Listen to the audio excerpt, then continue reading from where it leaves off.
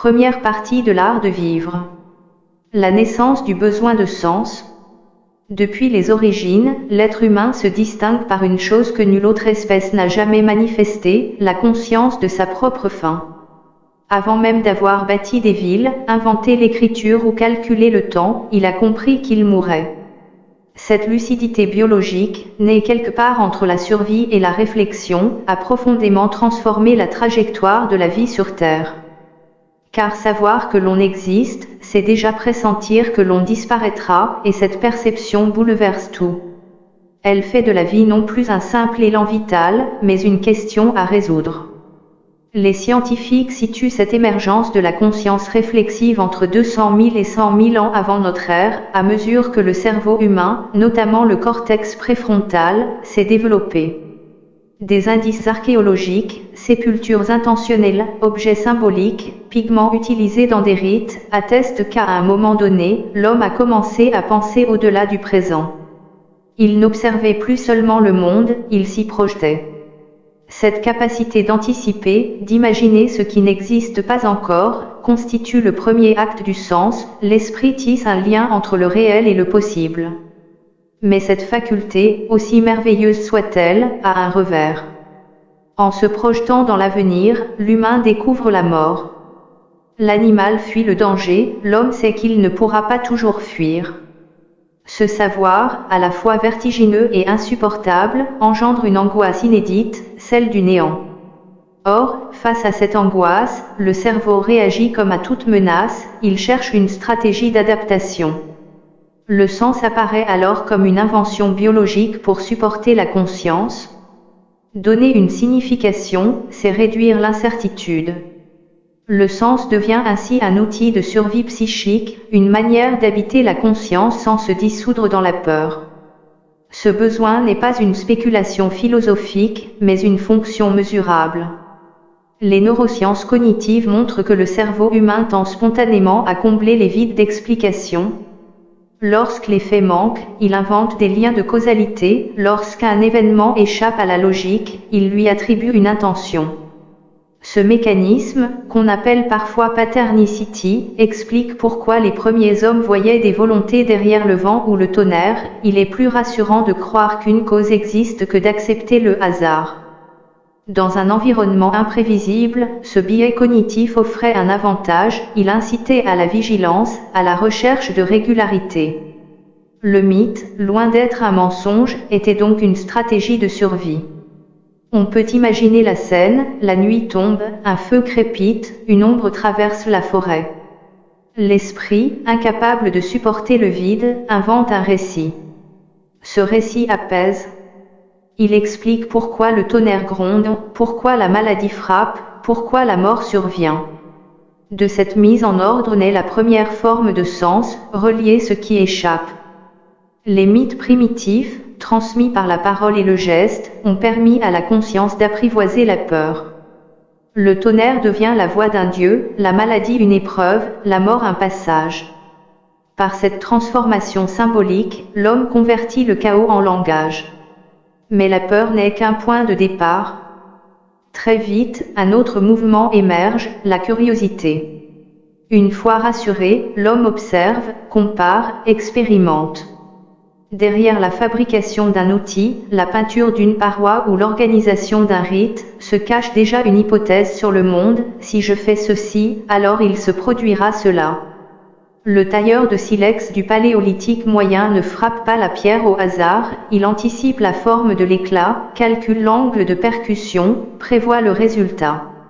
Ce geste implique une pensée causale, une représentation du futur et une mémoire du passé. Chaque outil, chaque feu entretenu, chaque objet façonné devient la preuve tangible d'un esprit en quête de compréhension. Les traces archéologiques le confirment, à mesure que les techniques se complexifient, la planification mentale augmente. La méthode dite Levallois, par exemple, exige de préparer la pierre pour obtenir une forme prédéterminée. Cela suppose d'imaginer le résultat avant l'action, autrement dit, de concevoir une finalité. Cette capacité à relier intention et conséquence inaugure la pensée symbolique, celle qui permet plus tard de concevoir la causalité, la justice, ou même le destin. Ce n'est pas encore la philosophie, c'est son origine pratique. De même, la maîtrise du feu ne relève pas seulement de l'utilité, elle traduit une compréhension implicite des lois naturelles. Apprendre à entretenir une flamme, à réguler l'apport d'air et de combustible, à l'utiliser pour cuire ou se protéger, suppose une forme de raisonnement empirique. À chaque étape, l'homme observe, corrige, transmet. Ces gestes, répétés de génération en génération, constituent une mémoire collective, la culture technique. Derrière chaque amélioration se cache une question, pourquoi cela marche? Pourquoi cela échoue? Le besoin de sens se déplace du surnaturel vers l'observation du réel. Les peintures pariétales poursuivent cette même logique, mais sur le plan symbolique. Sur les parois de Lascaux, de Chauvet ou d'Altamira, on voit non seulement des animaux, mais des mouvements, des scènes, parfois des combinaisons géométriques. Les pigments sont choisis, les contours précisés, les gestes répétés avec une maîtrise qui trahit un apprentissage. Peindre n'est pas un réflexe décoratif, c'est une manière de comprendre et de transmettre. Certains chercheurs y voient une forme primitive de narration, un moyen de fixer des savoirs ou de partager des visions du monde. Dans ces fresques, le sens devient partageable. Le geste n'est plus seulement utilitaire, il est communicatif, il relie l'individu à son groupe et à ce qu'il imagine au-delà de lui. À travers ces inventions, la conscience se découvre un double pouvoir, comprendre et transmettre. L'homme ne se contente pas de vivre dans la nature, il commence à y réfléchir. Il s'aperçoit que le monde obéit à des régularités, que le feu brûle toujours selon la même logique, que les étoiles reviennent, que la mort, inévitable, fait pourtant place à une nouvelle naissance. De cette observation répétée naît une forme d'intelligence temporelle, la perception du cycle. Et ce cycle, en ordonnant le chaos du temps, donne à la vie humaine une continuité. Les premières sépultures illustrent cette révolution. Recouvrir un corps, déposer des objets, orienter la dépouille, ces gestes traduisent une pensée qui dépasse l'instant. L'homme affirme par là qu'il existe un après, un ordre invisible. Les archéologues en trouvent les traces à Kafze, à Skull, à Shanidar, lieu où Homo sapiens et Néandertal ont tous deux manifesté cette attention aux morts. C'est le signe d'un basculement majeur, la vie ne s'arrête plus à la matière. Le sens devient pont entre la fin et la continuité. Dans ces rites, on perçoit la naissance de la culture symbolique, mais aussi celle de la compassion. Prendre soin d'un défunt, c'est reconnaître que son existence avait une valeur.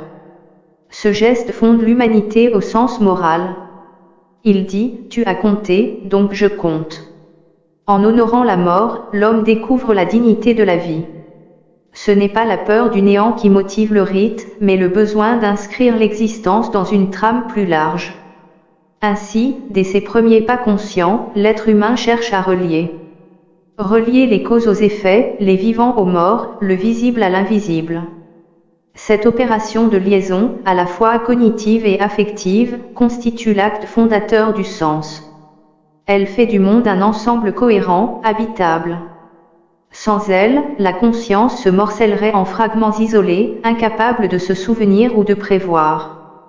Le sens n'est donc pas un luxe philosophique, c'est une architecture biologique et culturelle, indispensable à la stabilité psychique. Quand les premières sociétés humaines se sont formées, le sens n'était plus seulement une réaction individuelle à la peur, il devenait un ciment collectif. À mesure que les groupes grandissaient, la survie dépendait moins de la force physique que de la coordination. Or, pour coopérer, il faut un langage commun, une vision partagée de ce qui est juste, permis, interdit ou sacré. Les récits collectifs sont nés de cette nécessité. Les anthropologues, comme Claude Lévi-Strauss ou Joseph Campbell, ont montré que les mythes ne sont pas de simples histoires mais de véritables structures mentales. Chaque mythe relie des forces invisibles à des comportements visibles, il définit ce qu'il faut craindre, espérer, respecter. Les dieux, les ancêtres, les esprits sont les personnifications de ces forces, ils traduisent dans le langage symbolique des besoins biologiques et sociaux. Ainsi, le mythe d'un déluge, présent de la Mésopotamie à l'Amérique du Sud, exprime à la fois la mémoire des catastrophes naturelles et la conviction que la vie renaît du chaos. Il enseigne, la destruction n'est jamais totale, elle prépare un renouveau. Dans les tribus nomades ou les villages agricoles, ces récits servaient de code partagé. Ils rappelaient la place de chacun, les anciens transmettaient, les chasseurs protégeaient, les guérisseuses soignaient, les enfants apprenaient. Tout avait un sens, non parce qu'un dieu l'avait décrété, mais parce que l'histoire commune en assurait la cohérence. Le langage oral, les chants, les danses et les symboles sur la peau étaient les vecteurs de cette mémoire. On ne lisait pas le monde, on le racontait. Avec l'apparition du langage articulé, cette mémoire collective s'est intensifiée. Le cerveau humain, doté d'un lobe temporal plus développé, a pu relier les mots aux émotions, donnant à la parole une puissance nouvelle. Nommer une chose, c'était la rendre pensable, raconter une action, c'était la transmettre. Le langage a permis au sens de circuler au-delà de l'expérience immédiate. Un individu pouvait désormais apprendre d'un autre qu'il n'avait jamais vu. Cette transmission a accéléré l'évolution culturelle, les idées ont commencé à vivre plus longtemps que les corps. À partir de là, le sens devient mémoire. Les symboles, les récits, les rites se répètent pour stabiliser le monde intérieur du groupe. Les paléolinguistes estiment que plus de 60% des mots les plus anciens des langues connues concernent la nature, la parenté, la mort et la nourriture, les fondements de la vie. C'est dire que la parole s'est d'abord structurée autour de ce qui menaçait ou soutenait l'existence. Parler, c'était maintenir le lien entre le besoin biologique et la représentation mentale. Puis vient l'agriculture, environ 10 000 ans avant notre ère. Ce changement bouleverse tout. Pour la première fois, l'homme s'enracine. Il ne suit plus les troupeaux, il organise le temps. Les cycles des saisons deviennent ses repères, la régularité du soleil son premier calendrier. Le travail de la terre impose une réflexion sur la durée, la patience, la transmission. Le sens se sédentarise, il se matérialise dans les temples, les offrandes, les fêtes qui rythment les récoltes. Les archéologues retrouvent dans les premiers villages du croissant fertile des objets votifs, des autels, des stèles gravées de symboles lunaires et solaires. Ces traces ne sont pas décoratives, elles témoignent d'une prise de conscience du rythme cosmique. Le monde n'est plus vécu comme une menace, mais comme un partenaire. L'homme comprend qu'il dépend du ciel et de la terre, mais qu'il peut aussi agir, prévoir, entretenir. Cette relation réciproque entre action et ordre du monde engendre les premières formes de spiritualité, gratitude, respect, responsabilité. À travers ces rites, le sens devient règle de vie. Les sociétés naissantes formulent des codes, tabous alimentaires, lois d'hospitalité, cérémonies de passage. Tous ont la même fonction, transformer la peur en repère. Ne pas manger tel animal, c'est signifier le respect du sacré, offrir du pain aux visiteurs, c'est conjurer la méfiance. Chaque geste social a sa racine dans une nécessité vitale. Ainsi, la morale ne naît pas d'un commandement divin, mais de l'expérience accumulée, ce qui préserve la cohésion devient valeur. Les neurosciences sociales confirment ce mécanisme. Les comportements altruistes activent les mêmes zones cérébrales que la récompense individuelle. Autrement dit, aider procure un plaisir mesurable. L'évolution a donc sélectionné les individus capables d'empathie, car leur survie dépendait du groupe. Le sens collectif prolonge la biologie, il relie le bien-être de chacun à celui de l'ensemble. Dans les grandes civilisations antiques, ce besoin d'ordre et de signification s'élève encore d'un degré. Les Égyptiens, les Sumériens, les Grecs inventent les premières cosmogonies rationnelles. Ils ne se contentent plus de dire comment le monde a été créé, mais pourquoi.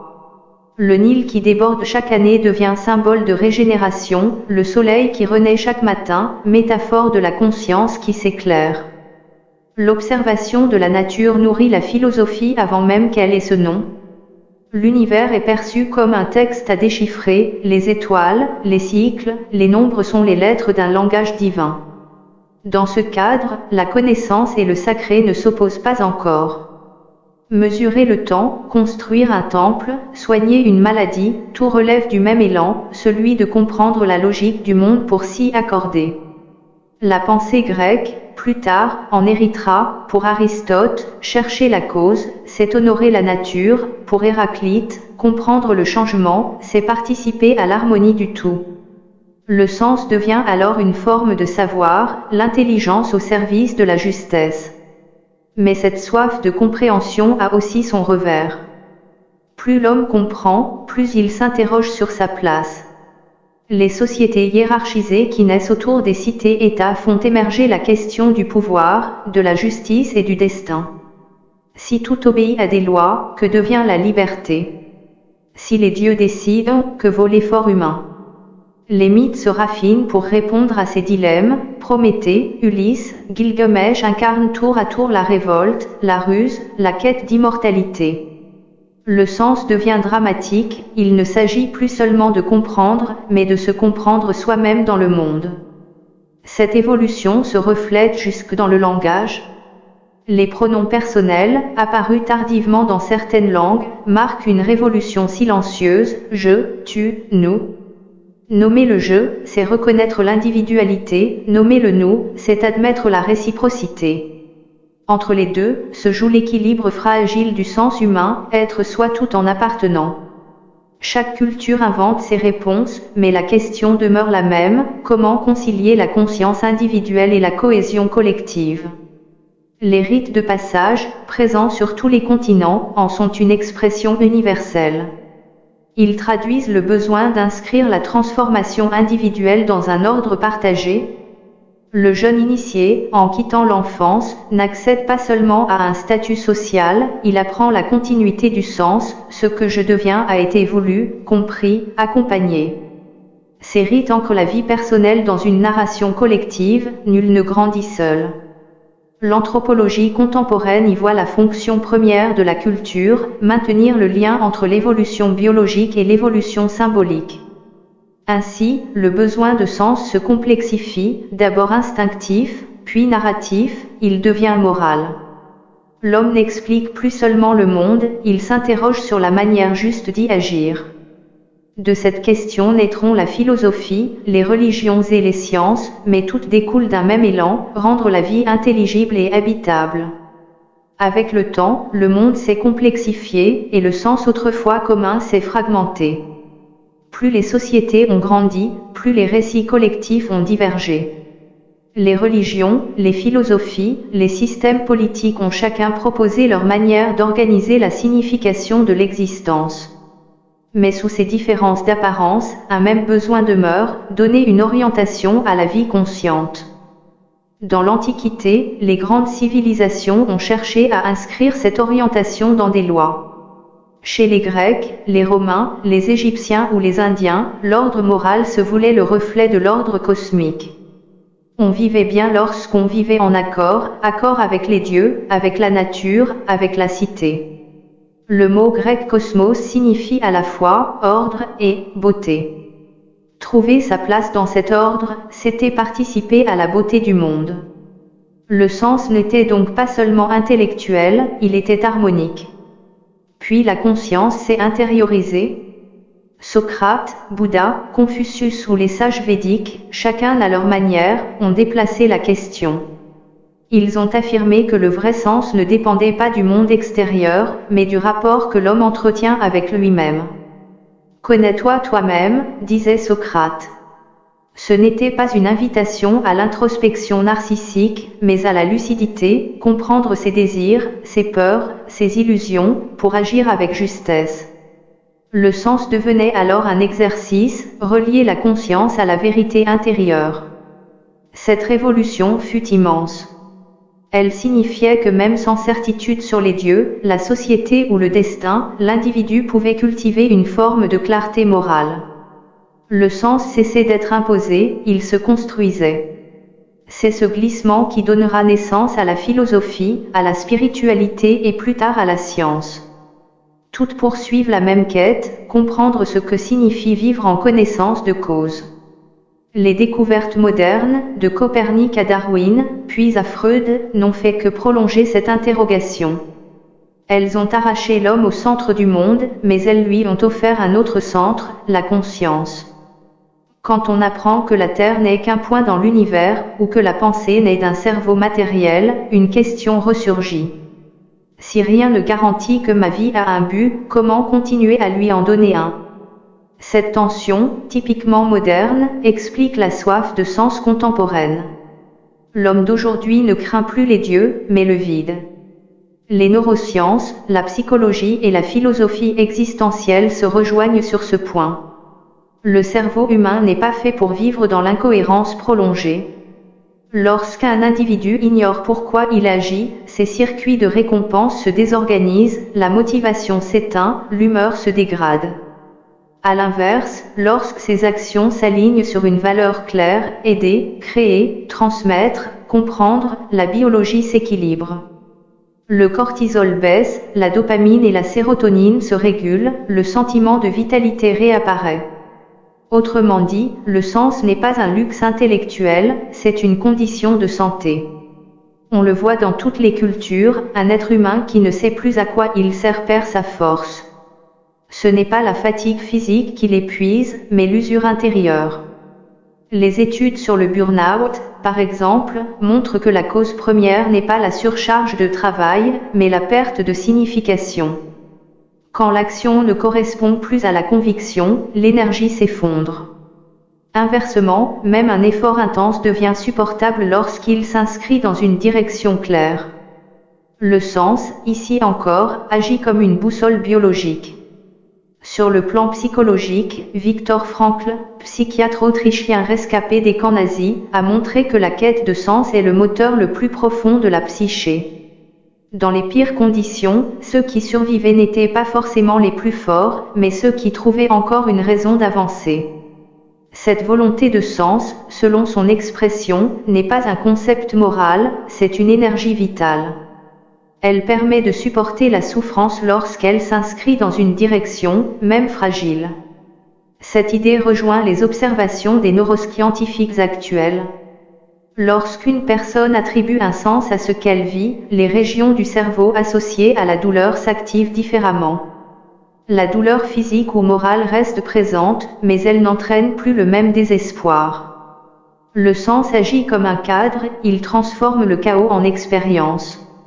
Ainsi, à travers les siècles, la quête de sens a évolué sans jamais s'éteindre. Les religions ont tenté d'y répondre par la transcendance, la philosophie, par la raison, la psychologie, par l'introspection.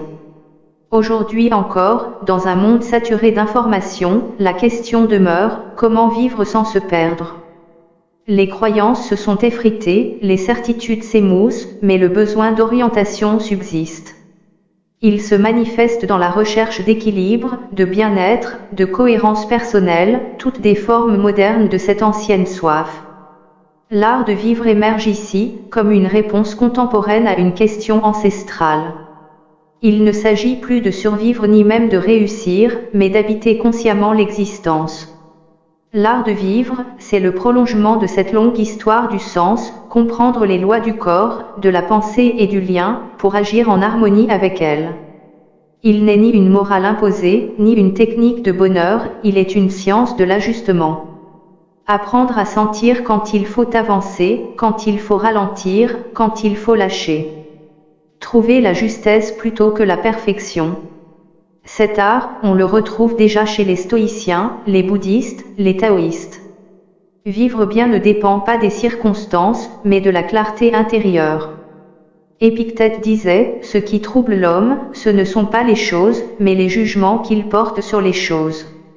Cette phrase, vieille de 2 millénaires, rejoint les découvertes actuelles de la psychologie cognitive. Ce n'est pas l'événement qui détermine l'émotion, mais l'interprétation qu'on en fait. Autrement dit, la maîtrise du sens revient à la maîtrise du regard.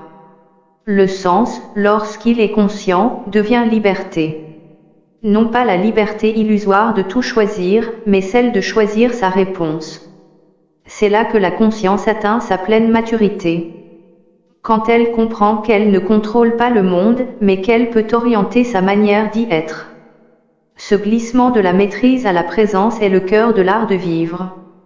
On peut y voir la continuité de toute l'histoire humaine. L'homme des cavernes, face au tonnerre, inventait un dieu pour ne pas se sentir impuissant.